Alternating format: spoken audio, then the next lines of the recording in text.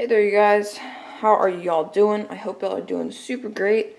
School's out, it's summertime, and to kick off the summer, I'm going to show you guys how to do the shock cap mod for TRAXXAS big bore shocks. And hopefully my voice works a little bit better, because last time I filmed something at this time of morning, my voice didn't work very well, so hopefully it works. So anyway, for the shock cap mod, we're going to start off by taking off the cap. Just unscrew it. I've already started the mod last night.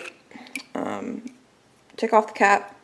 These aren't filled. Make sure you do this before you fill them if you're getting brand new shocks. Just set that aside. And then you need to take out the little rubber diaphragm in there. Just carefully pull that out and just put that somewhere where you're not going to lose it, because that's important. And then you're going to get a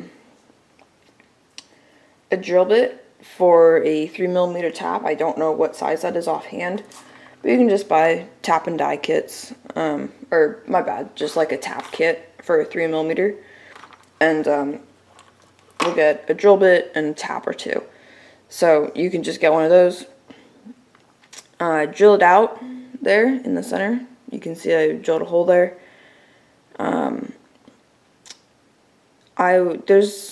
When you take the cap off and before you drill the hole, there's like a little divot in the bottom of the cap there. So if you've got a drill press, line up your drill press right on that little divot, and you'll be good to go. So the next thing that we're going to do is we're going to tap this. So I've got my tap set for 3mm or 4mm if that's what you want to use, but I'm just going to do 3. Tap handle. People tap things many different ways. I have a tap handle, so I just use it. And some of this stuff. Tap Magic. It's like honestly the greatest stuff in the world. If you know like how tapping goes, it's kind of stiff. This is like twice as easy. So it's really nice. So yeah, let's move the camera over and we'll tap it out. Okay, so I'm just going to clamp this in the vise. I'm trying to do all the operations with this little thing on, so that you're not trying to clamp a round thing. Clamping round things doesn't work very well, if you haven't noticed.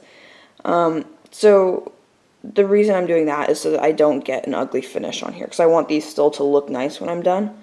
So I'm doing all the clamping on this piece here. Just stick it upside down in there, like that. Grab up my tap. I have 3 types of taps: a taper, a plug, and a bottoming tap. Use a plug tap. I'm probably the wrong person to be telling you that, to be honest, but if you're doing like a hole that goes through something, use a plug tap. The bottoming ones is like if you have a hole and you want to tap all the way to the bottom, like all the way, then you'd use that. So I'm going to use a little bit of this Tap Magic stuff and just put it right in the hole. Like that. Just need a little bit, and then just start tapping it. Well, I guess you can see the time that it is right now. It's about 5:45 Pacific time. Here, I'll go like that so you can see it.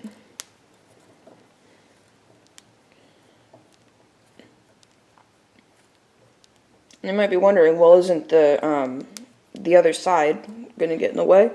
And it will. You just tap until you hit that, and then if it's a little bit stiff with the screw, you just kind of push it through a little bit more. It's alright. So, there we go. Feels like I got it.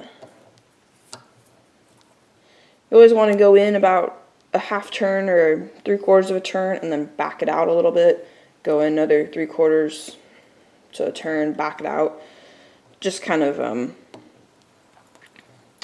a good rule of thumb, so you don't break your tap, because I can't tell you how many times I've done that, and I'm sure like every person that taps things has tapped something small like this, and it's just been like, ah, and it's the only one you have, and it's on like the only piece that you have because you only made one piece.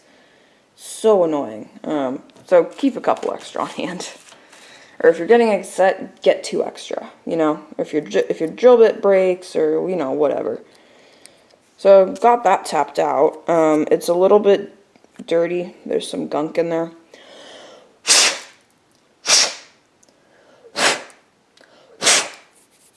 Just blow it out a little bit. So now, got your screw, and you're going to end up putting that into the back of there. But the thing that we're going to do now is actually cut this thing off.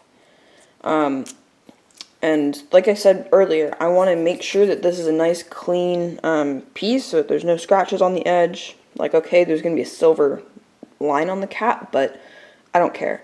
So I'm going to clamp it in the vise like this. And then I'm going to take my Dremel, which I'm so excited to have. I'm really glad that I have one. Now, I'm going to cut that off with a cutoff wheel.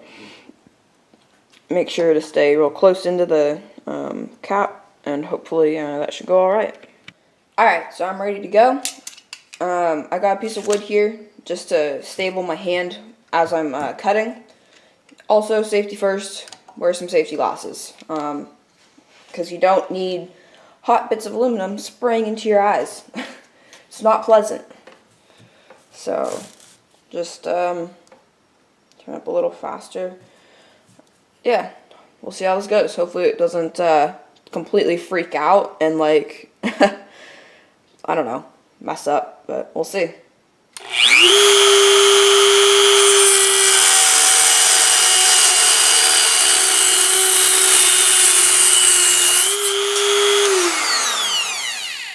Okay, there you go. So it's cooled off a little bit, and it's okay. It's actually not bad. I'm surprised at how decent that came out. There's barely any space there, which is nice. I've got bits of aluminum all over my camera. There's just a little burr there. You can easily take off with a file or whatever. So yeah, I'd say that's pretty successful there. So I'm thinking, I'm not sure if I should just use like Loctite or like epoxy or CA or something, but I'm probably just gonna use okay. So I'll tell you this: use your best judgment, because I honestly am not too sure what to use. I'll find something. I'll tell you what I'll end up using as well. I'll probably end up using like red Loctite from the screw to the cap, and then putting like CA around the screw head. It's probably what I'm going to end up doing. But yeah, use your best judgment. I'm not really sure what would be the best. There you go. And some rod ends, or a rod end, whatever you like. These are the ones that I like, that I use for all my links. 1942s. They have longer ones and some short ones in there, so it's all good. Let's see. Just go like this. And I'm just going to use a short one. Actually, I think I need a shorter screw, because that's going to be too long. Short one, where are you? There you are. I try to keep things in their bags.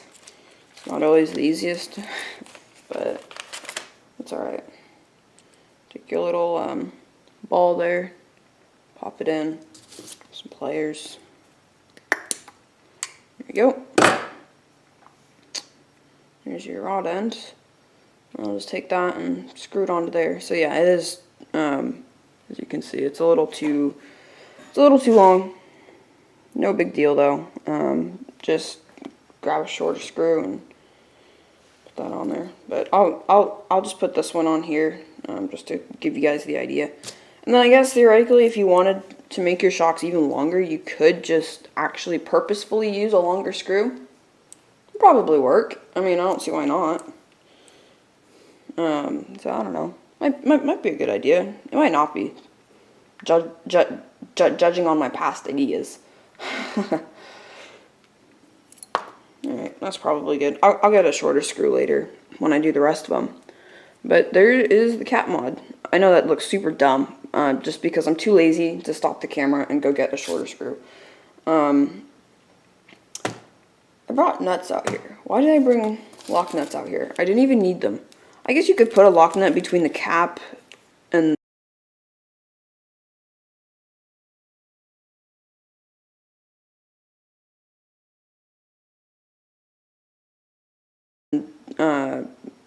like, yeah, you could lock nut the screw onto the cap. I guess you could do that. I've seen people do that as an extra layer of like a seal.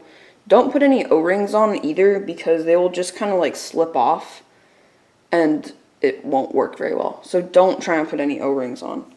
So grab your diaphragm, wherever that got off to. Oh, right here on the end of the shock.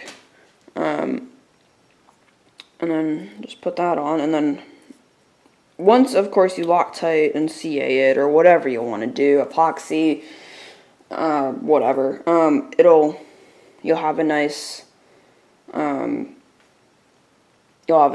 airtight seal, hopefully, and you won't get any leaking shock oil. So there's the cap mod for y'all. Hope you guys have enjoyed this short little demonstration how-to video. I kind of like doing these because then it kind of puts me out there in like the how-to world, and I hope you guys enjoy them as well. So yeah, if you guys did happen to enjoy this video, be sure to leave a like. If this is the first video that you do happen to see by me, please make sure you hit that subscribe button and hit the bell as well to get notifications whenever I upload videos, which hasn't been too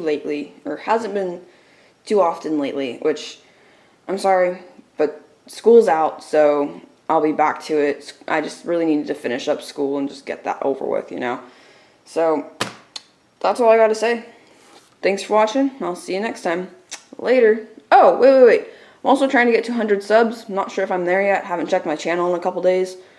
But we're still trying. I haven't sold my Yeti yet. I know. I'm sorry. I really wish I had the truck ready for the 100, but I don't. Not yet. It's coming though. I promise you guys. I promise. Anyway, thanks for watching. I'll see you later.